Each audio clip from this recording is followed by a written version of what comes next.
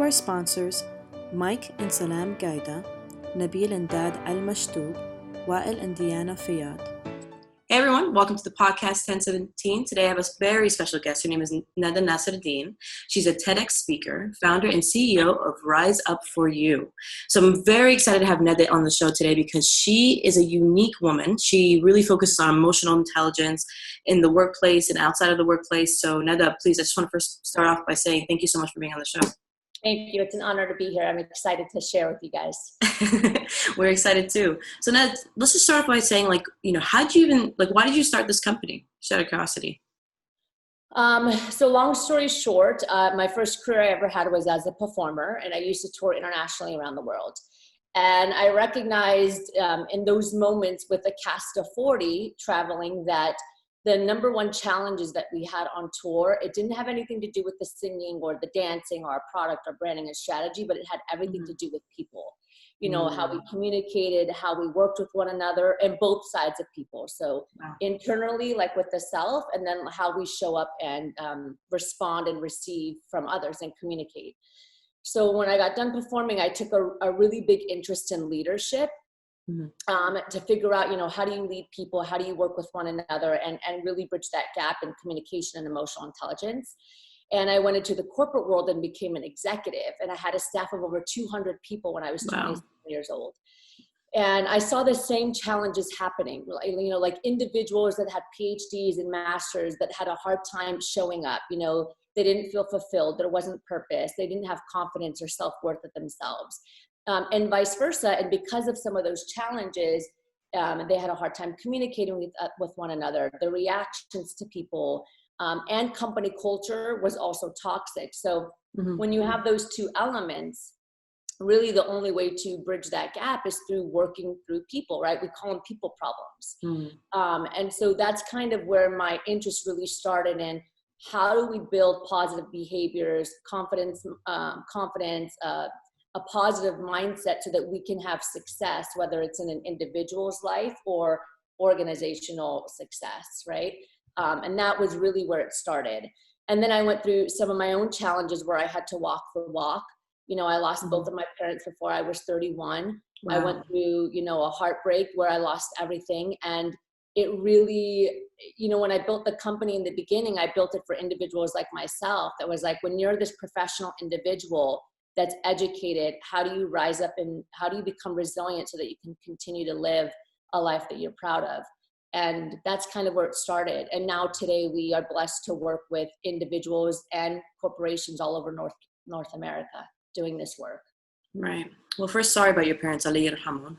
And what you've created out of yourself is phenomenal. So you should be very proud because that's an amazing story. Most people would, choose other perspectives and say, okay, well, this is my life now. This is how I'm going to have to deal with it. But you've taken it somewhere very further, and I love that. So thank you. Thank you. I appreciate that. And I think that's you nailed it on the head, right? It's like most people would do this.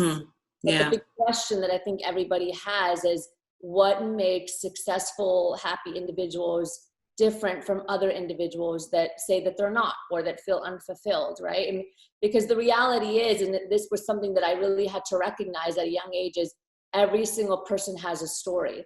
I bet if I took a microphone on the street and it said, tell me about your story, then we can sympathize and really have so much empathy for every individual. But it's really what that individual does with the pain that they have, right? I always say, like, use your pain as fuel for growth.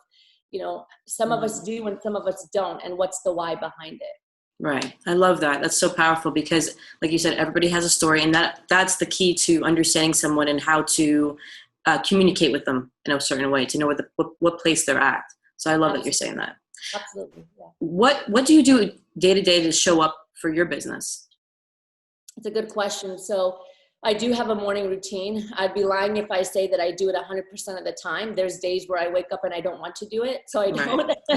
But my typical morning routine is I wake up, I have a cup of coffee, and I sit on the couch with complete silence. And I just enjoy the peace with my coffee, which is my favorite drink.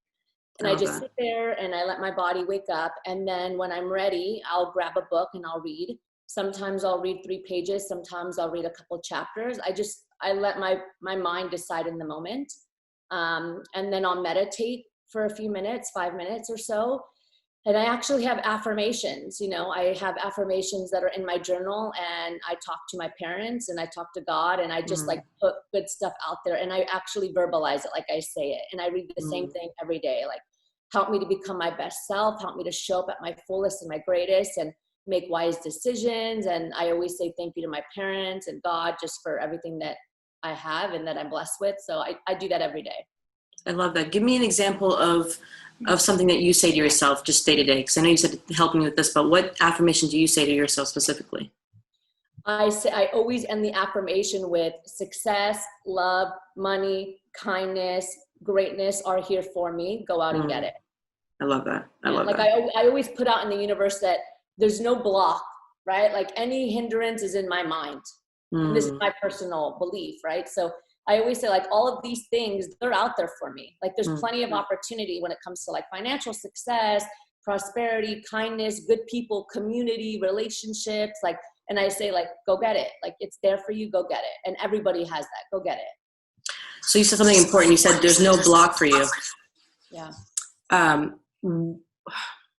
What if someone has a foggy block in their brain? Right? Yeah. Let's say there's no clarity up there, right? I'm going to start with personal before we go in professional, but let's say if they're fogged up in their brain personally and they just feel like they don't know what their next move is, or they don't know how to continue their path. How do you help someone with that to be emotionally intelligent within themselves? Yeah, it's a really good question. The first thing that I'm going to say is I know you mentioned like personally, not professionally, but the reality is that they're intertwined, right? And so we talk a lot about like work-life well-being, but work is a part of us, and life is like it's all connected because work is in our life. Right. And so, and that's part of the thing that we talk about is, you know, it's no longer this world where we have these personal challenges, and then the second we walk into our office, we're all of a sudden like this robot that's happy go-getter. Like everything affects everything. We take work home. We bring our home into work. And so you bring up a really good point, because one of the biggest challenges with emotional intelligence, right, or getting to your next level is what we call accurate self-assessment. Meaning that sometimes we think something about ourselves, but other people don't view us that way, right? Or we don't come off that way. And we call these blind spots. And every single person has blind spots. So I'll give you a perfect example. When I was an executive, I had a lot of team members, a lot of educators say that they were intimidated by me, even though I had an open door policy. And I used to say, no, I'm not intimidating. Like that's your problem, not mine. Yeah. Like you got to get over that. You know what I mean? And then I did an assessment. Okay. So an assessment is one way to do it. I did an anonymous assessment where I assessed 200 of our team members and about me as an executive, the executive team. I was the only executive that did it because everybody else was like, I'm not going to play that game. Right. And 70% came back and said that I was intimidating. Wow. So what does that tell you? That tells you that my assessment of myself was not accurate, that for some reason I was showing up as intimidating to individuals. Now, if 5% came back and said that, then we can assume that, okay, maybe there's something with that 5% that doesn't resonate. But 70% said it, which means that that means that I had a blind spot that I needed to make a shift in. So I always say, like, for an individual, try to have like really honest conversations with yourself by yourself, right? Because that's you can be the most transparent because no one's judging you except for yourself, which is a whole other story. I say do assessments. So I always say, like, even if you sent an email right now and you took out your computer and you sent an email to 5 of your closest friends, and say, what do you think are my top 3 weaknesses? What do you think are my top 3 strengths? And see if they align with what you say, right? And then another thing is doing an emotional intelligence assessment and this is the key point, because a lot of companies will give you an emotional intelligence assessment, but they only give it to the one individual. We take it step by step. It's like, take that emotional intelligence assessment. I have one that I can send if anybody wants it. Yeah, that'd be great. 24-point competency assessment. Take it, and now take that same assessment. Oh, did I lose you? No, I'm there. Okay. Now take that same assessment and give it to 5 people that you're close to and see how they assess you on those same competencies. Oh, wow. Oh, I love that. And that's where and it breaks it down, like self-talk all the way down to leadership and communication. There's 24 competencies. And then you'll be able to see, like, okay, I gave myself a 20% in confidence. But over here, these 5 individuals gave me 95%. Maybe I'm more harsh on myself when it comes to that than I need to be, right? Or it's overinflated. So we've worked with professionals that have given themselves like a 95 in leadership, a 95% in leadership, and then their scores come back and their team gives them a 60%. It's like, Wow. that means that their perception of how they lead is inflated and they need to do some work. I like that because it's checking yourself. And it's all about accurate self-assessment. And we've all been there where we've had an individual, whether it's a family member, a team member, a sibling, where we're like, you don't see how you are. Like you don't see how you behave. And because we're in it and it is us, sometimes we can't find it. Yeah, this is really great to send to my parents. I'm just kidding. Everybody, we all need it. I need it. Oprah, Tony Robbins, we all need it. They all need it, right? Yeah. But I love that. That's powerful because it really does, like I said before, check yourself. It puts you in a position of self-responsibility and allows you to also seek kind of guidance from others in a way who spend a lot of day-to-day time with you that could really give you some great feedback. And that's the key, right? It's, again, sometimes we're more in it, we're too close to it. And I mean, transparently, a lot of times people don't want to do the inner work. And when I say people, I mean companies too. Like our number one challenge with corporations, and it's the same across the board, is that it's scary to do the deep dive work, right? It's scary for a company to do the deep dive and recognize like, what are really some of the challenges that are happening in the workplace? You know, whether it's like stress management, diversity and inclusion, bullying, communication, because nobody wants to air their dirty laundry. It doesn't matter if it's a huge corporation or one individual, where they also have to do the deep dive and say, where are my challenges in my life? What am I happy with right now? What am I not? And then how do I move forward? I mean, that's a scary place for people, companies to be in. And my whole thing is let's try not to make it scary. Let's try to make it something that's positive that can move you forward to that next level of growth or fulfillment or purpose. Right. I love that. Do you feel with emotional intelligence, there's a different way of approaching it when it comes to women and men?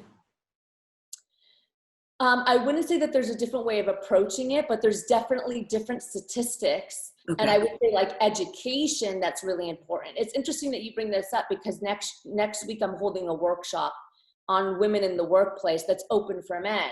And the whole point of it is to talk simply about this, is that we have different beliefs, right? And so it's not necessarily a different approach, but it's understanding the beliefs that we have are different and then understanding the similarities that we have. And so one of the things that a lot of men don't know is that research actually shows that there's 15 beliefs that most women have, for example, in the workplace. 13 of them have to do with like us, meaning like it has to be 100% or a perfectionist mindset, or scared you're not going to be seen because you're a woman, or you don't have enough confidence, or you're afraid to ask for a promotion. Like it's things that like we have, like a limiting belief. And research shows that across the board in the United States, where if we look at some of the research with men, it's not to say that they don't lack confidence, because there's a lot of men that still struggle, but they just show up differently. Right. Okay. Right? Like they don't necessarily wait until they have 100% of the knowledge to apply for their job. If they have 60%, they're going to do it.